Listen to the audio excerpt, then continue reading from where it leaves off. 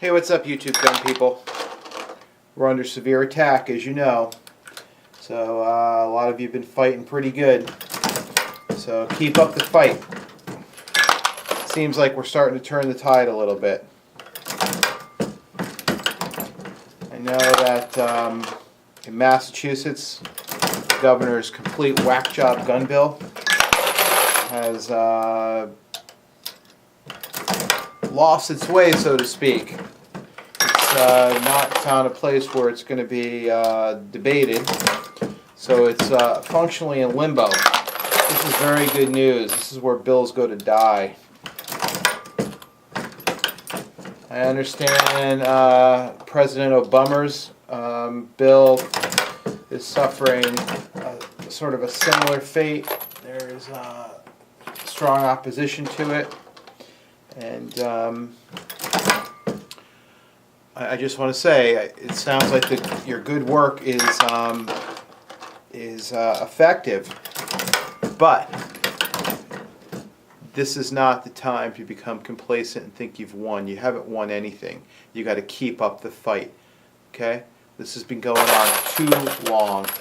Good gun owners, law-abiding citizens that are responsible have been kicked in the balls long enough. It's fucking time to now turn the tide, get the idiots that are running the country the fuck out of office as soon as possible, and the people that are on the fence, let them know that your time's limited. Okay, your number's up. Okay, we can't put all this shit in our rear view just yet. Okay, the battle continues. You must continue to wage that battle.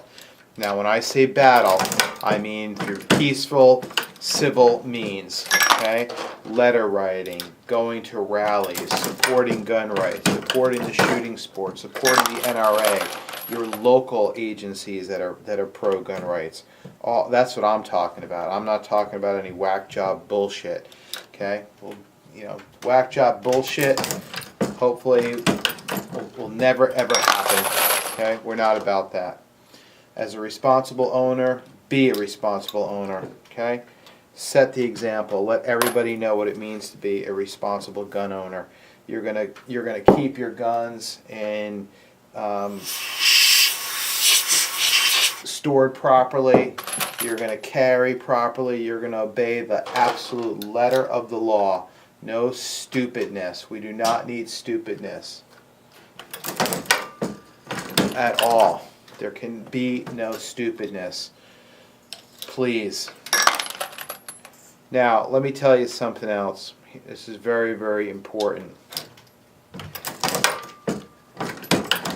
You must continue to really think about this as a long-term battle that goes well beyond just Second Amendment rights. This is a battle about the overall direction of the country. If you ask me, I'm a pretty libertarian guy. I think you should be able to do whatever you want as long as you're not really hurting anybody else. But I don't think the grand experiment of liberalism has worked in any way, shape, or form that I can see. It's failed at the level of education. It's failed at social policy like welfare, etc., etc. So you tell me, is the country and are we as a society better off than we were, 20, 30 years ago? I don't think so. Okay? And we cannot accept hypocrisy of government. It really makes me laugh when we have a president that sits there and claims that I turn to scripture often when I'm dealing with a difficult subject. And that's just complete and utter bullshit. I turn to scripture, yet you want to force abortion on people. You turn to scripture, yet you are unwilling to follow constitutional laws. You turn to scripture and you promote the killing of American civilians with drones. Get the fuck out of here, really. Seriously? That's just utter nonsense. It's almost as pathetically stupid as the picture of him showing off. Look, I shoot skeet. Did you see that picture of him with the Browning shotgun shooting skeet? I think it's completely bogus. If you look at that picture, Sailing Manual has a video up on it that I commented on. He's doing some good work with gun rights stuff. You got to check him out. That guy deserves a lot more subs than he has, by the way. Sailing Manual, check him out. He's got a picture of Obama shooting a skeet. Evidently, that guy's lefty in every way, shape, or form. If you take a look at the picture, you'll know what I mean. But what's important here is that there's some real problems with the picture. I've never seen somebody set up a skeet gun the way he's set it up, where there's only an extended choke tube in the top barrel, not the bottom barrel. That's a little bit odd. Usually you buy them in pairs and you match the chokes at least that way. Not necessarily on the degree of the choke, but usually you have your extended choke tubes in both the upper and lower barrel. The weirder thing is that gun is a ported shotgun, so on the barrel itself there's holes on the side that face slightly back to control the recoil of the gun. It's kind of like a compensator on a shotgun. And he's pulling the trigger. There's a hell of a lot of smoke. There seems to be an awful lot of smoke. There's smoke from a shotgun, but that seems to be a lot. And the other thing, what's weird about it is there's only smoke coming out of the right side ports. There's nothing coming out of the left side ports. So that doesn't make much sense to me. So I think based on that alone, something looks really, really funny. Besides the angle of the shotgun's a little bit off, but that could easily be explained. I don't know. Maybe he does shoot skeet a lot. I think it's just bullshit to draw you into a sense of complacency. Oh look, my president has an over and under, so my gun rights are safe. Yeah, right. Sure they are. Keep dreaming. There's evidently an aerial photo of the skeet field on Camp David, where they actually have a hangar for Marine One, the helicopter that shuttles the president and his family back and forth to D.C. There's a hangar for Marine One right down range of the skeet field within the shot call area. For me, that's a little bit curious, isn't it? I mean, how do you shoot at your helicopter when you're out there shooting skeet all the time there, old bummer? I don't think so. I think you're full of shit, completely and utterly, and you've basically,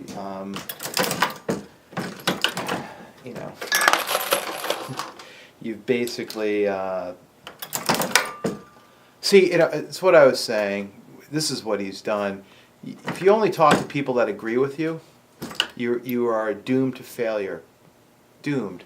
So a lot of these types only talk to people that agree with them. Oh yes, Mr. President. Oh yes, Mr. President. And don't really understand what's going on. Let's talk about crime for a second. Crime.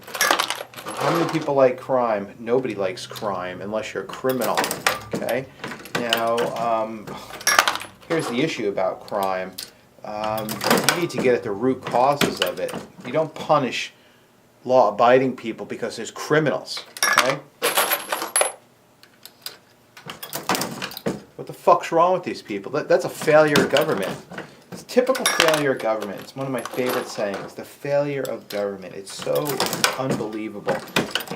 We're not going to actually do the hard work it takes to fix anything. We're going to just put a Band-Aid approach. Feel good. Look, we did, so we're tough on crime. Tough on crime. You're tough on my ears. Period. Shut up already. Stop lying. Go do your job. You want to get rid of criminals? Address crime. Go arrest criminals. Seriously. What a joke. Don't believe it. And now, I'm glad we've basically got to the point where we're sort of getting some victories. The victories are not going to come where anybody's going to say, yeah, you guys are right. restricting gun rights is stupid. That's never going to happen. They won't be able to do that politically. You have to understand that. So they'll let things die in committee. They'll let things die by not having a place for it to be debated, or not being able to sign a bill to a committee for debate. That's how it'll happen. But don't for a second think that these things are not going to continue to happen. We still have New York to deal with. Okay? We still have New York. Governor Cuomo must be punished. When it comes election time, he's got to go. We see people in upstate New York and the New York City limits are very, anywhere north of Westchester, New York. If you go from Manhattan, you go up the Hudson River, you go past Westchester, north of Westchester and west. Okay, the western part of the state, northern part of the state, it's like a completely different state. Okay, those people are normal, down-to-earth people that are not ultra-lib weirdos. Okay, those people have had enough and really feel like their rights have been infringed.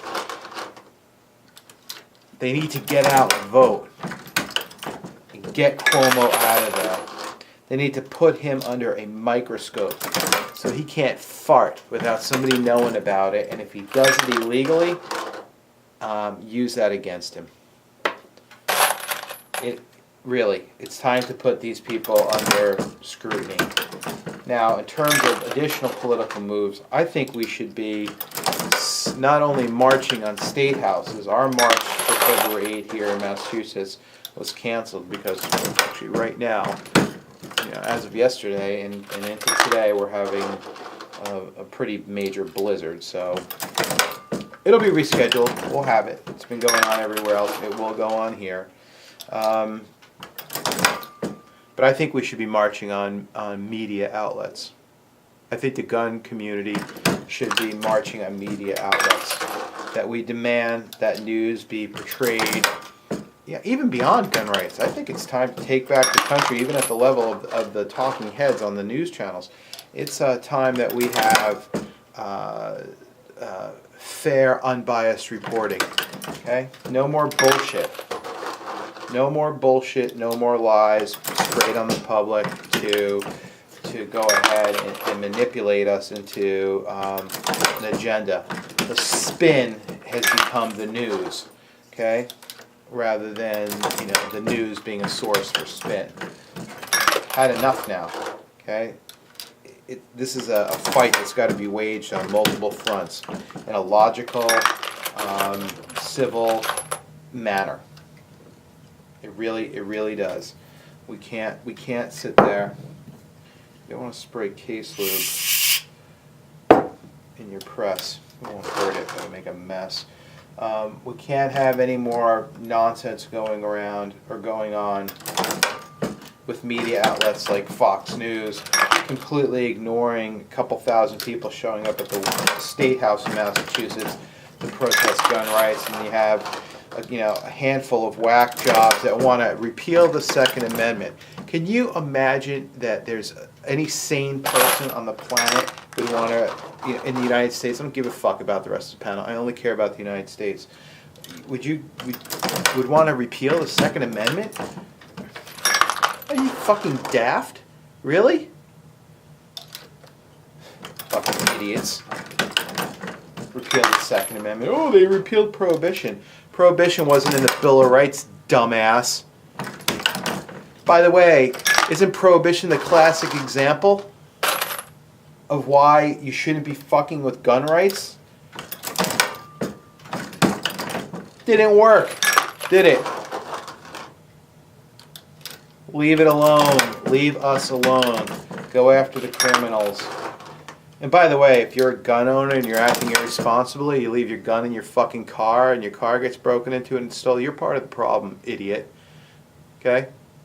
Square yourself away first before you start pointing your finger at fucking other people. And let me tell you something else. My mother had a saying, don't say somebody else's house is dirty if you're not willing to go out and sweep up your own front stoop.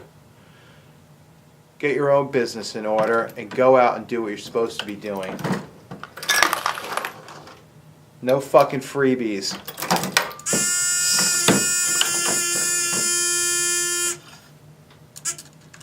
Seriously, no freebies. Just finish up loading here. I just loaded 200 rounds of 9mm. I'm getting ready for the upcoming shooting season. I plan to have as many rounds as possible for practice and competition. And that's what I'm up to. So please, get your business in order, be responsible, and get proactive. Sitting around your house and espousing that you're pro-gun is not gonna carry the day. It's just not.